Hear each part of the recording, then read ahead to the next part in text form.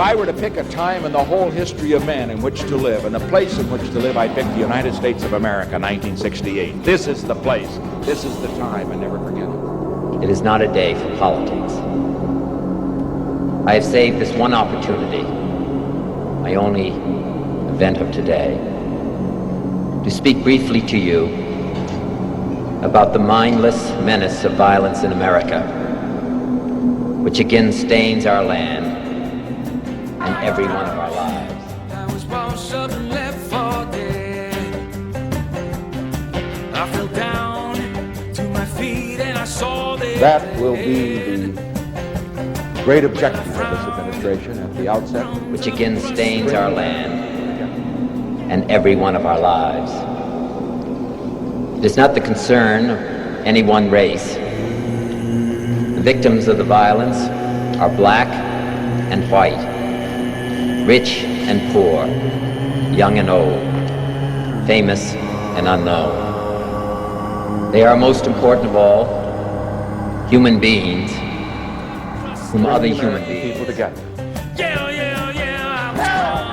we won't go. Right through my head. They are, most important of all, human beings whom other human beings loved and needed. No one, no matter where he lives or what he does, can be certain who next will suffer from some senseless act of bloodshed.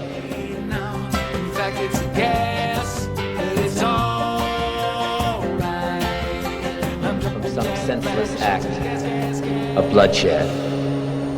And yet it goes on and on and on in this country of ours. Why? What has violence ever accomplished? What has it ever created? No martyr's cause has ever been stilled by an assassin's bullet. No wrongs have ever been righted by riots and civil disorders. But it really doesn't matter with me now, because I've been to the mountaintop. I don't mind.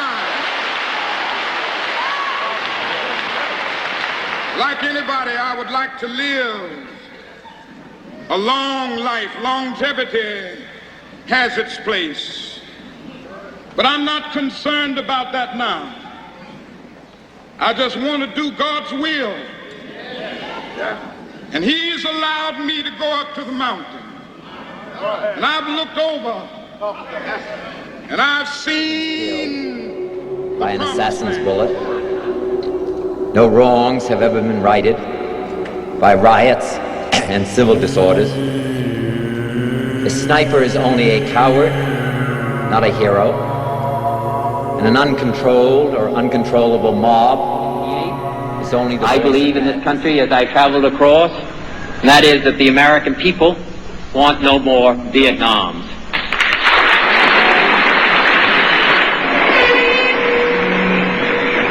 In August in Chicago, the Democratic Party will nominate its candidate for President of the United States. There are two roads to that nomination. One is to seek commitments through discussions with political leaders. The other is to go to the people. June 5th, 1968, the Ambassador Hotel, Los Angeles. Bobby Kennedy wins the California Democratic primary and is tipped to beat Nixon to the White House. I think is quite clear is that we can work together in the last analysis, and that what has been going on within the United States over the period of the last 3 years, the divisions, the violence, the disenchantment with our society, the divisions, whether it's between blacks and whites, between the poor and the more affluent, or between age groups, or on the war in Vietnam, that we can start to work together. We are a great country, and a selfish country, and a compassionate country. And I intend to make that my basis for running and over the period of the next year. Mayor Yorty has just sent me a message that we've been here too long already. So, my thanks to all of you, and now it's on to Chicago, and let's win there. Thank you. Moments later, he is assassinated while leaving through a kitchen pantry.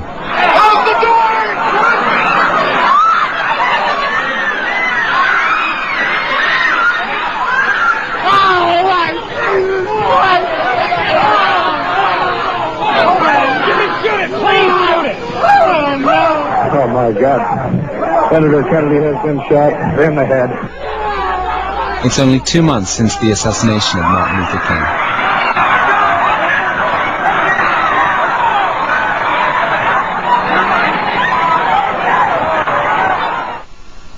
24-year-old Palestinian Sirhan Sirhan is seen firing at Kennedy and is arrested as the lone assassin. But for nearly 40 years, debate has raged over whether a second gunman was involved. Police diagrams based on the autopsy show the fatal shot came from behind, but witnesses placed Sirhan's gun several feet in front of Kennedy.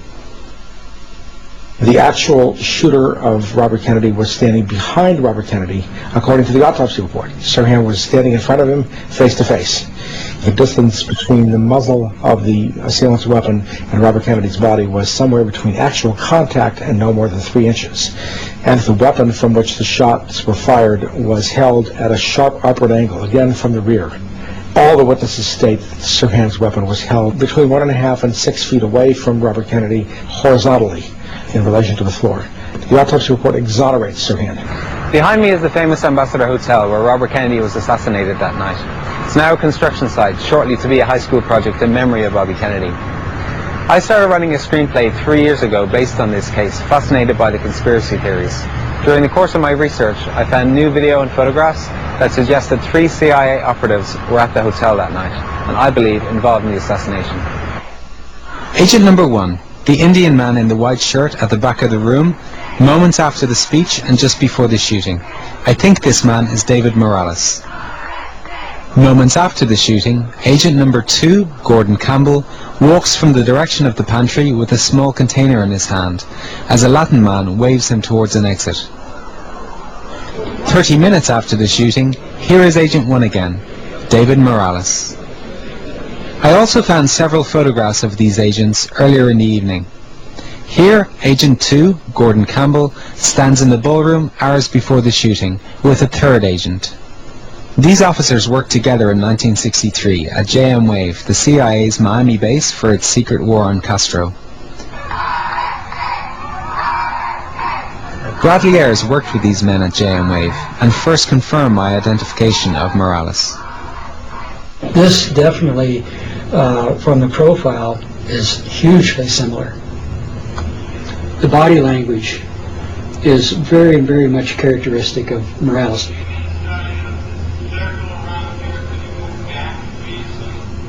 See how he moves back and forth very casually, does not attract attention to himself. That is no question. Bradley also recognized his former case officer, Gordon Campbell. Yeah, that's excellent. I could certainly verify 90% ID of Gordon Campbell, and less a little hair, as I remembered him. The facial features are certainly his. Absolutely. Obviously, the two of them are together. They're looking for a way out because this fellow is guiding him, showing him an exit. Obviously, he's got something in his hand. I think it's impossible to determine what it is. These men are alleged to have hated the Kennedys for withdrawing air support for the failed Bay of Pigs invasion in 1961. And Morales admitted to his ex-lawyer that he was involved in both Kennedy assassinations. Well, it was something like, I was in Dallas when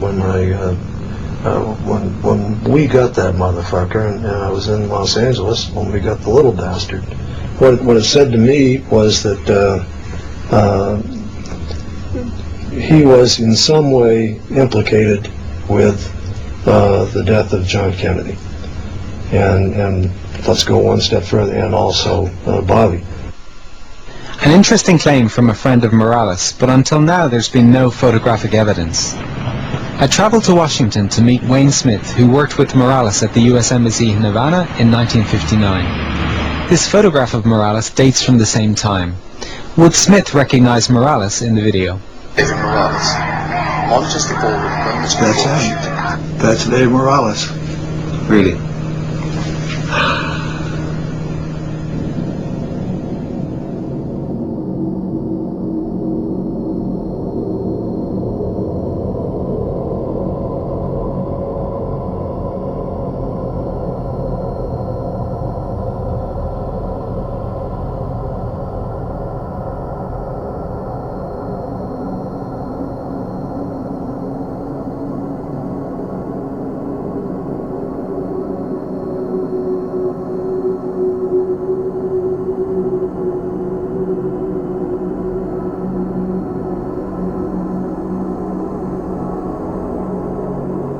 It is not a day for